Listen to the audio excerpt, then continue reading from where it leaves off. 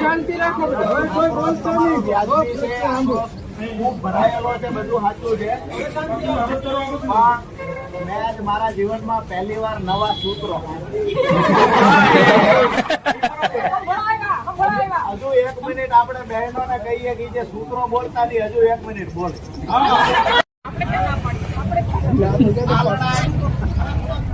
આપણી જેની સામે છે, જે તંત્ર સામે છે, અને તંત્રમાં જે લોકો જોડાયેલા છે, જે અહીંથી ચૂંટીને મોકલા હતા, જેને આપણું ભલું કરવા મોકલા હતા, એ આપણી પાણી ચોરવા માટે આવ્યા છે, એની સામેની આપણી લડાઈ. બીજી વાત કે કોકને એવું છે કે અમે કોન્ટ્રાક્ટર છીએ, કાં તો ખેડૂત અમારી પાસે હું કામ નો આવ્યા, ખેડૂત ફલાણા નેતા પાસે શું કામ ગયા, આવો ઈગો છે. એના કારણે પણ ક્યાંક એવું બને છે ખેડૂતોનું પાણી લઈ જવાના પ્રયત્ન થાય. તો વાત એ છે કે અમે ખેડૂત છીએ, અમારા માટે તમામ પાર્ટીઓ સરખી છે, તમામ નેતાઓ સરખા છે. જે અમને મદદ કરે એ અમારો, અને જે અમને મદદ નહીં કરે એ પારકો. પણ એક વાત નક્કી છે, મને ટ્રેક્ટરમાં આવતા ત્યારે બે દાદાએ કહ્યું કે આ લોકોને 2017 યાદ કરાવી દેજો કે આ 13 ગામ પગલા સમિતિ ધારે તો શું કરી શકે ને 2017 ની ચૂંટણી યાદ કરાવી દેજો.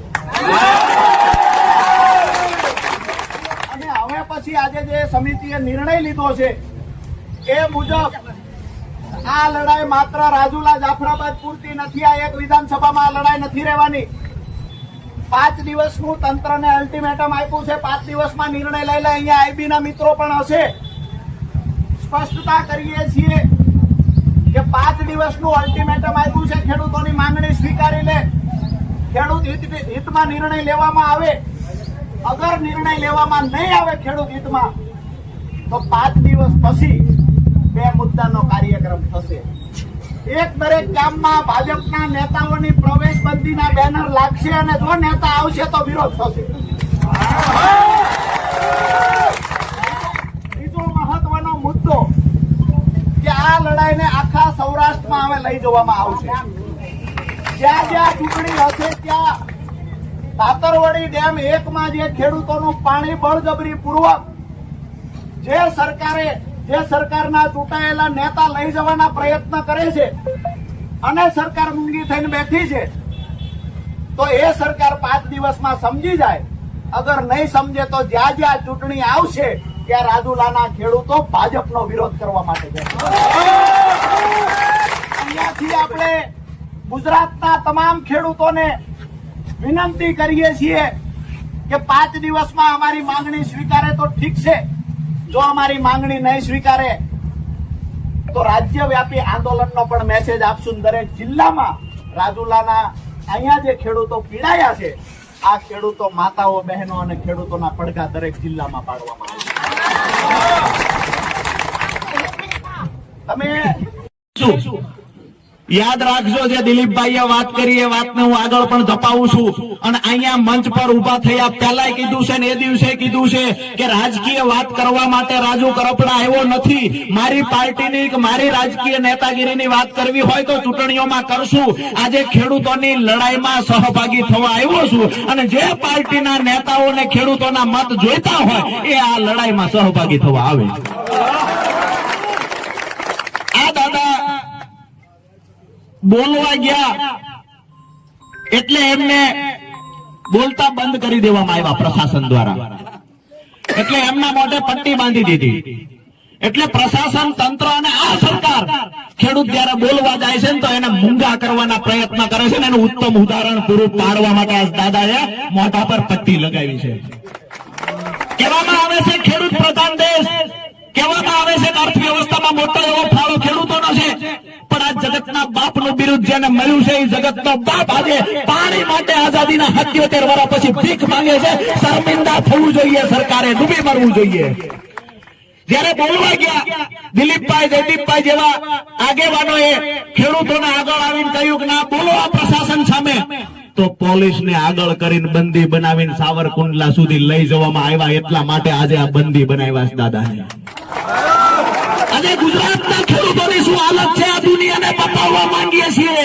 ગુજરાતના ખેડૂતોની હાલત શું છે એ બતાવવા માંગીએ છીએ. દેશના એક એક રાજ્યમાં, દેશના તમામ રાજ્યો સુધી આપણા ગુજરાતના ખેડૂતોની વેદનાને પહોંચાડવા માટે આજે આ બંને દાદાએ મોઢા પર પટ્ટી બાંધી છે કે અમને મૂંગા કરી દેવામાં આવ્યા અને બંદી બનાવી દેવામાં આવ્યા છે. એના માટે થઈ અને રચનાત્મક આ કાર્યક્રમ દાદાએ કર્યો છે. ખરેખર પ્રશાસનમાં અને ચૂંટાયેલા નેતાઓમાં શરમ હોય તો એ નેતાઓએ ખેડૂતોની વાત સાંભળી અને પોતે અહમમાં ના આવવું જોઈએ. મને એ પણ જાણવા મળ્યું ગઈકાલે અમુક લોકોના અહીંયાથી ફોન આવ્યા એ કે ફલાણા નેતા આવ્યા એટલે ફલાણા નેતા હવે ખંભા ઉલાળે છે. મારી વાત સાચી છે? ઓલો ભાજપનો નેતા આવશે તો આ ભાજપનો નેતા કામ નહીં થવા દે, આ આવશે તો ઓલો નહીં થવા દે. ગધા પાટી આવે એમાં ધરોડીનો શું વાત છે? ગામડે ગામડે ગધાડા પાટુઈ આવે એમાં ઓલી નાહકની ધરોડી તો આમથી કૂટાઈ જાય. તમારે બાજુ હોય તો ભ્રષ્ટાચારના પૈસા લેવામાં 2 રોડના કોન્ટ્રાક્ટમાં વેચી લેજો, પણ અમારા ખેડૂતોના પાણી ઉપર તમે રાજકારણ કરો છો, ભગવાન ક્યારેય તમને માફ નહીં કરે. શબ્દો લખી રાખજો. આજે તમારા કોન્ટ્રાક્ટો માટે લાઈનોમાંથી જે તમને પૈસા મળે છે એના માટે થઈ અને આજે ખેડૂતોને ખેડૂતની માતાઓને તમે દુખી કરો છો. આવનારી પેઢી એની સાક્ષી હશે. જો તમે ખેડૂતોના હિતમાં વિચારજો, નહીતર ભગવાન મને બોલાવે છે દીકરીએ દીવો નહીં રે. આ પરિસ્થિતિનું નિર્માણ થશે. તમે કરોડો રૂપિયા ભેગા કરી લેશો, કોના માટે કરશો? ખેડૂતોનું શોષણ કરીને પૈસા ભેગા કરશો. તમારી 50 કરોડ રૂપિયા 60 કરોડ રૂપિયા કમાવા માટે થઈ અને ખેડૂતોના જીવનની સમાન સિંચાઈના પાણીમાંથી જે ખેડૂત પોતાનો પાક બચાવે છે, પોતે જે ઉત્પાદન લઈને પોતાનું ગુજરાન ચલાવે છે, પાણી ચોરી જવાના ધંધા તમે કરો છો ને, ભગવાન ક્યારેય તમને માફ નહીં કરે. ખેતમાં તો 5 દિવસ પછી 2 મુદ્દાનો કાર્યક્રમ થશે. એક દરેક ગામમાં ભાજપના નેતાઓની પ્રવેશબંધીના બેનર લાગશે અને જો નેતા આવશે તો વિરોધ થશે. બીજો મહત્વનો મુદ્દો કે આ લડાઈને આખા સૌરાષ્ટ્રમાં અમે લઈ જવામાં આવશે. જ્યાં જ્યાં ચૂંટણી હશે ત્યાં તાતરવડી ડેમ 1 માં જે ખેડૂતોનું પાણી બળજબરી પૂર્વક જે સરકારના ચૂંટાયેલા નેતા લઈ જવાના પ્રયત્ન કરે છે અને સરકાર મૂંગી થઈને બેઠી છે, તો એ સરકાર 5 દિવસમાં સમજી જાય. અગર નહીં સમજે તો જ્યાં જ્યાં ચૂંટણી આવશે ત્યાં રાજુલાના ખેડૂતો ભાજપનો વિરોધ કરવા માટે જશે. અહીંયાથી આપણે ગુજરાતના તમામ ખેડૂતોને વિનંતી કરીએ છીએ કે 5 દિવસમાં અમારી માંગણી સ્વીકારે તો ઠીક છે. જો અમારી માંગણી નહીં સ્વીકારે તો રાજ્યવ્યાપી આંદોલનનો પણ મેસેજ આપશું. દરેક જિલ્લામાં રાજુલાના અહીંયા જે ખેડૂતો પીડાયા છે, આ ખેડૂતો માતાઓ, બહેનો અને ખેડૂતોના પડઘા દરેક જિલ્લામાં પાડવામાં આવશે.